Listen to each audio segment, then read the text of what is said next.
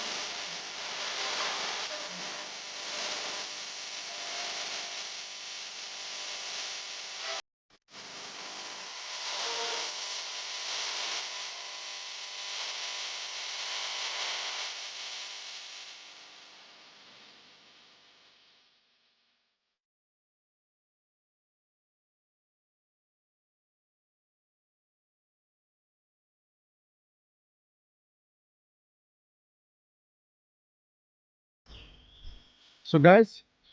এইবোৰক টুনিয়া বুলি কোৱা হয় এয়া হ'ল মুগা কণী যেতিয়া কণীবোৰ পৰা পলু ফুটি উঠে তেতিয়া আমি ইয়াক এনেকৈ গছৰ ঠানিত লগাই দিওঁ এয়া চাওক পলু এতিয়া ই পাতলৈ বগাই গৈ পাত খোৱা আৰম্ভ কৰিছে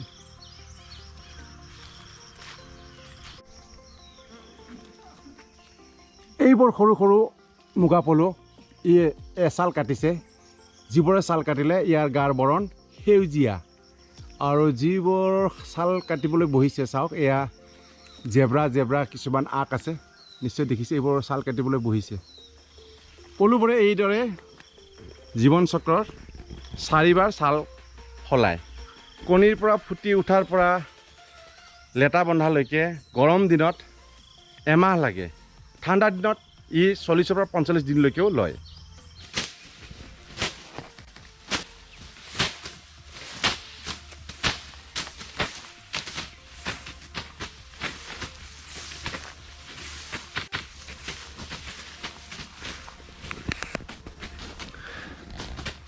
সম্পূৰ্ণ সামাজিক দূৰত্ব অৱলম্বন কৰি এই কৃষকসকলক কিছু সকাহ দিয়াৰ বাবে আমাৰ এই সমাহাৰ কেন্দ্ৰত নিয়োজিত কৰা হৈছে সো গাইজ কোভিড-19ৰ বাবে এই পৃথিৱীৰ যি অপূৰ্ণ ক্ষতি হ'ল তাক চাগে আমি কেতিয়াও পূৰণ কৰিব নোৱাৰিম এই লকডাউন পিৰিয়ডত আমাৰ ৰেশম বিভাগে পলু পালকসকলক কিছু সকাহ দিয়াৰ কাৰণে মুগা খচ তেওঁলোকলৈ বিতৰণ কৰিছে এতিয়া মোৰ সৈতে আছে এণ্ডাৰছন চাংমা লকডাউন পিৰিয়ডটো কেনেকৈ কটালে আপোনালোকে পলু পুহি আছিল নে এৰি পলু পুহি আপুনি এৰি পলু পুহিছিলোঁ হয় আৰু এতিয়া আমাক ডিপাৰ্টমেণ্টে আমাক এৰি মুগা চিটটো দিলে হয় তাৰ মাজত পুহিবলৈ কিমানজনে আপোনালোকে পুহিছে ইয়াত আমি 5জন গ্ৰুপ আছে হয় কিমান পৰিমাণৰ খৰচ পাইছে আপুনি এতিয়া আমাক চৰকাৰে ডিপাৰ্টমেণ্টে আমাক 1 কিলো দিলে হয় ইয়াৰ পৰা কিমান উৎপাদন হ'ব বুলি ভাবিছে ইয়াৰ পৰা আমি যদি মুগাটো পাল হয় তেতিয়াহ'লে আমি 80,000 মান পাম বুলি হয় 80,000 যদি হয় এটা খোলাৰ দাম যদি ভাল কোৱালিটিৰ হয় আপুনি 2.5 টকাৰ পৰা 3 টকা পাব যদি মই 3 টকা ধৰোঁ বৰ্তমান বজাৰত তেতিয়াহ'লে 3 8 গুণ 24 2,40,000 গোটেইখিনি খৰচ যদি বাদ দিওঁ আপোনালোকৰ 1.5 লাখ টকা থাকিব যদি ভাল হয় মই ভগৱানৰ ওচৰত প্ৰাৰ্থনা কৰিছোঁ ভাল হওক 1.5 লাখ টকা যদি 5জনৰ মাজত ভাগ কৰে তেতিয়াহ'লে কিমান থাকিব 30,000কৈ পৰিব তাতে আমাৰ বিভাগক 10% দিব লাগিব অৰ্থাৎ এটা ভাল অংকত আপোনালোকৰ হাতলৈ আহি যাব গতিকে আপোনালোক সুখীনে এই কামৰ লগত জড়িত হৈ শিকিছে চৰাই নামাৰিবি দেই বাবু খালি ভয় খোৱাবি হা সো গাইজ দেখিলে আমি নেটবোৰ গছৰ উচ্চতা অনুযায়ী 3টা পৰা 4টা গছক কভাৰ কৰিছোঁ ইয়াৰ পৰা আমাৰ গছত লগোৱা পলুবোৰ নিৰাপদ হৈ থাকিব চৰাই চিৰিকটিৰ পৰা বাচি থাকিব ৰ'দ বতাহ বৰষুণৰ পৰা বাচি থাকিব মুগা সূতা অসমৰ আপুৰুগীয়া সম্পদ এই পৃথিৱী বিখ্যাত মুগা পলু পালনৰ যিটো ইনিচিয়েল ষ্টেজ প্ৰাথমিক পৰ্বৰ বিষয়ে আপোনালোকক কিছু ধ্যান ধাৰণা আগবঢ়ালোঁ সো গাইজ এয়া আছিল মুগা পলু সম্পৰ্কীয় এক ক্ষুদ্ৰ বিৱৰণ মই প্ৰাথমিক পৰ্যায়ৰ কিছু জ্ঞান আপোনালোকক দিবলৈ চেষ্টা কৰিছোঁ। পৰৱৰ্তী দিনবোৰত মই ইয়াক বহুলভাৱে আলোচনা কৰিম।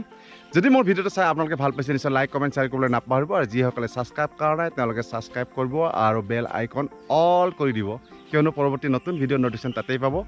আপোনালোকৰ সুস্বাস্থ্য কামনা কৰিলোঁ পৰাই নতুন ভিডিঅ'ত লগ পোৱাৰ আশাৰে আজিলৈ টাটা বাই বাই।